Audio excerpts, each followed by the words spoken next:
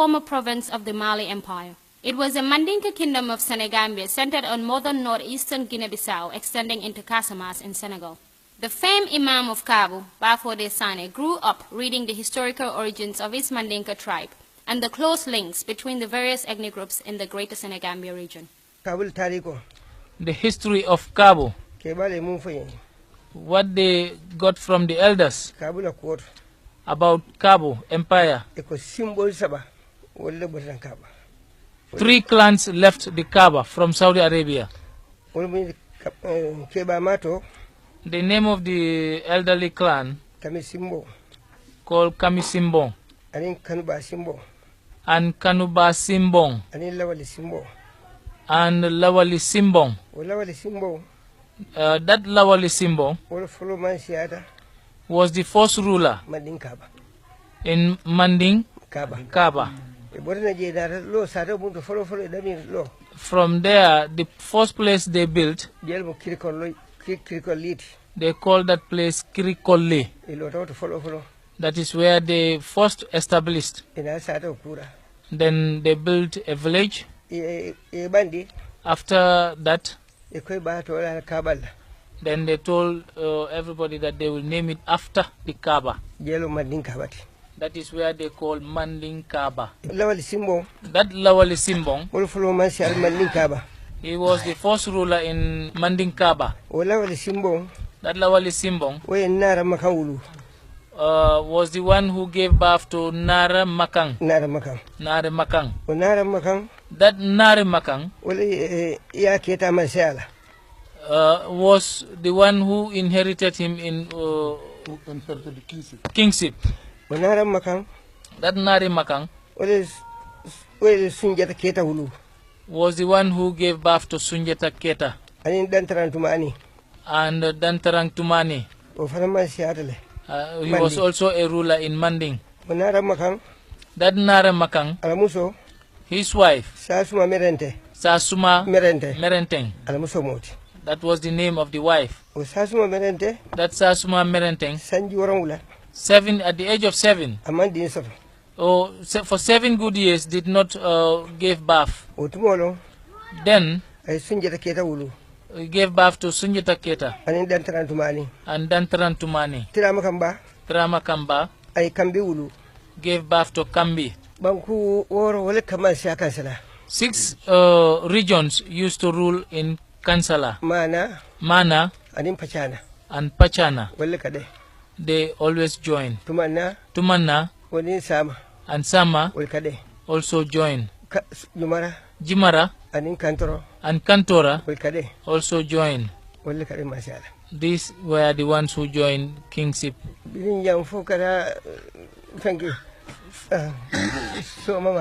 From here to around, somewhere around Soma. Wherever you see this Nyancho so name, know that his origin is from Kaabu. It's from Kaabu. Up to Guinea Conakry. Up to Kinara in the southern region of Guinea-Bissau. Up to Nyomi in the Gambia. Wherever you see a Nyancho, the origin is from Kaabu. The Manswankas are originally from Mandinkas.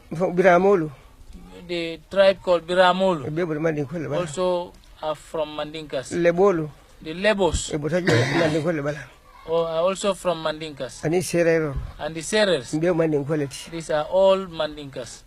The meteoric rise of Kaabu and its gradual fall will continue to be critically examined and debated by historians and non-historians alike for many years to come. However, a brief analysis of the growth and expansion of Kaabu offers us some useful insights into what was once a bursting kingdom. Of all the rulers of Kaabu, none was more dominant than the 12th and last king Janke Sane.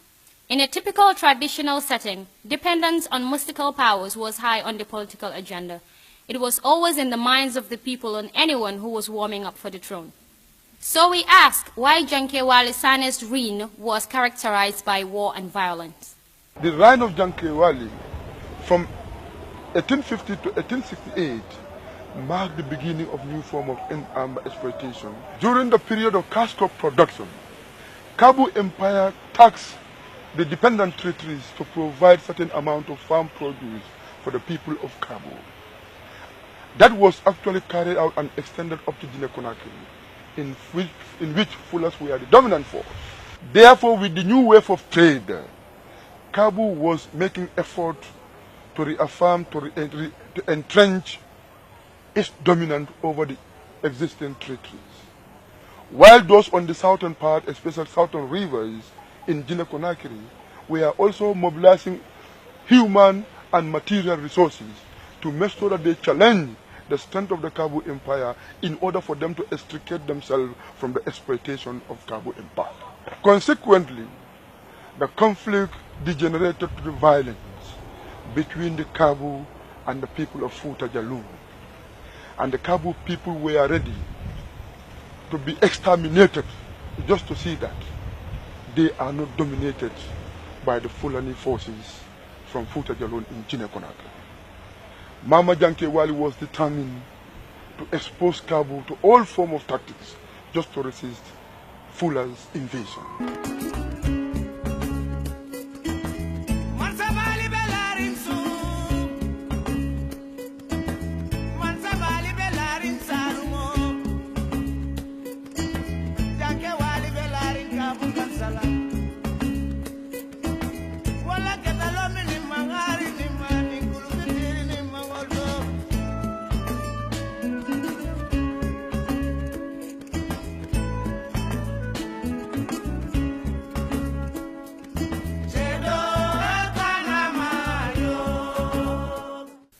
A large swath of land lie uncultivated, abandoned completely by the residents of this settlement. This is Kansala, the imperial capital of Kaabu. So what has happened to this great capital? Tombong Sane, the man who claims to be a relation to the legendary Janke Wali, said more than 200 years after the total annihilation of Kaabu, Kansala is still awash with forces of the underworld. Forces that Janke Wali has used to expand his kingdom, and most significantly, they were the forces that probably brought him to power and ultimately witnessed his dramatic fall from power. Afaya Janke Wali kensende. Janke Wali was not an ordinary man. Janke Wali mante. But not only Janke Wali. Anybody who is to be installed in Kaabu, they were actually attached to something spiritually. Janke Wali was connected to spirits.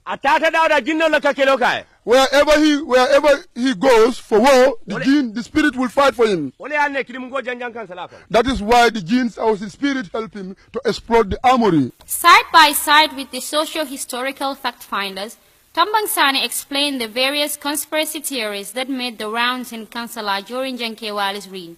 To back up his arguments, a shrine that was reportedly used by Janke Wali's soldiers was cited as a classic example of the forces that virtually controlled everything that had to do with Janke Wali and the kingdom of Kaabu. In this stone, Tombong Sane narrated, the soldiers preparing to go to war will know about their fate. But how? This is the white stone. The 5 clans. It belongs to the 5 clans here. Why it belongs to those 5 clans? At that time, Sonko, Sanyang, Manjang, Jambang, Konjira, they own this particular white stone.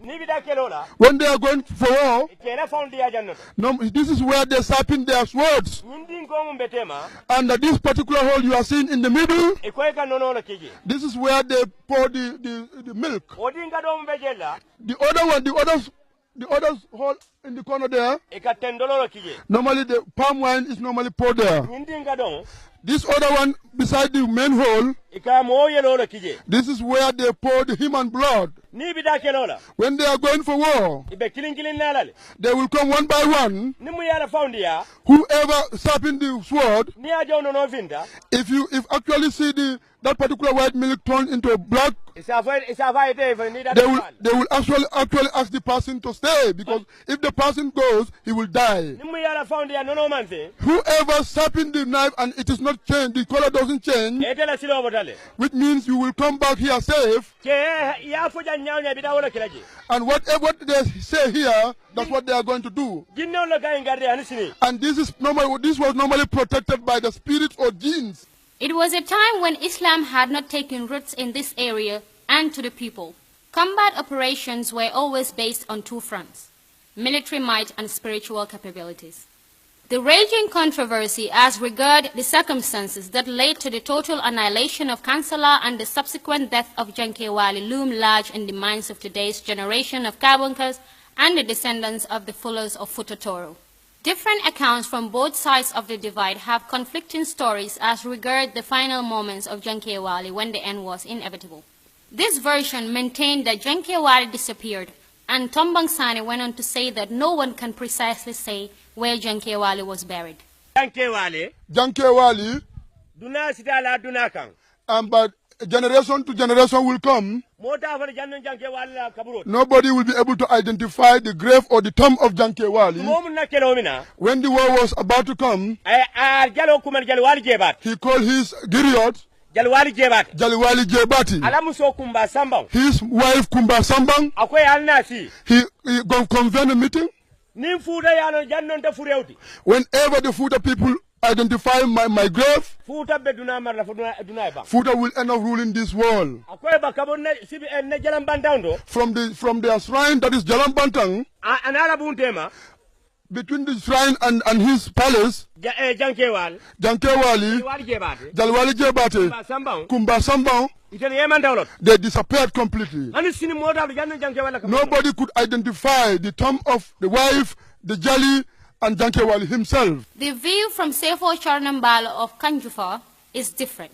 According to him, he was told by his parents that when the Fuller army attempted to capture Janke-Wali Sane, he rushed to his gun stores and set it ablaze. Okay.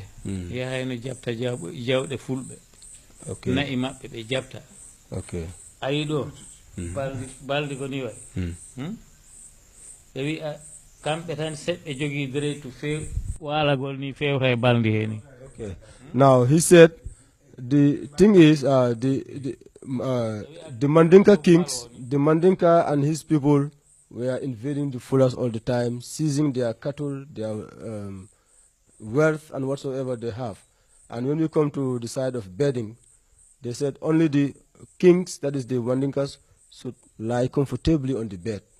But for the Fullers, they have to lay across the bed. Yeah.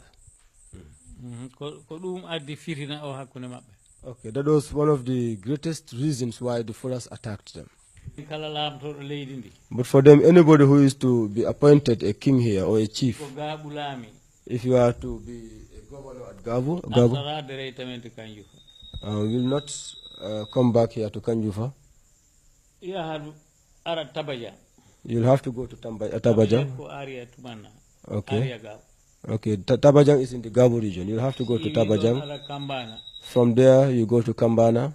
You go to Wonango. You pay respect to the Bani Malaki tree, the lucky tree. Then you come here and sit on your throne. Here in Kaabu here. Alpha Bakari Gidali. It's Alpha Bakari Gidali. Alpha Mama Pare. And Alpha Mama Pare. They were the ones who fought the Mandinkas here. That's why since then it's the Fullers who have been ruling this area. That's how it has been. He was the 12th and last ruler of Kaabu, yet Janke-Wali Sane's reign was characterized by war and violence, demonstrating once again the military might upon which Kaabu was built. And when the end was near, the invading Fuller army fought with Janke-Wali's forces and ultimately destroyed Kaabu.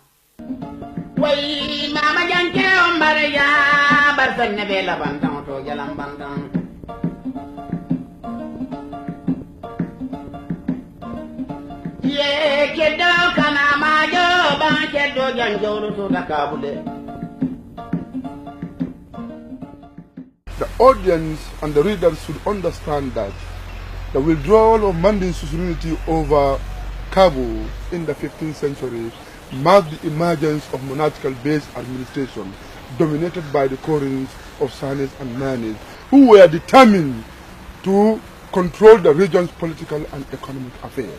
Consequently, the political and the economic viability of the region, provoked the Fullers to attack. This led to the invasion from Futa Jalon, led by Imam Al-Mami Omar of Futa Imam. Consequently, Kaabu was destroyed. It is left to the readers to judge or conclude who the victor was.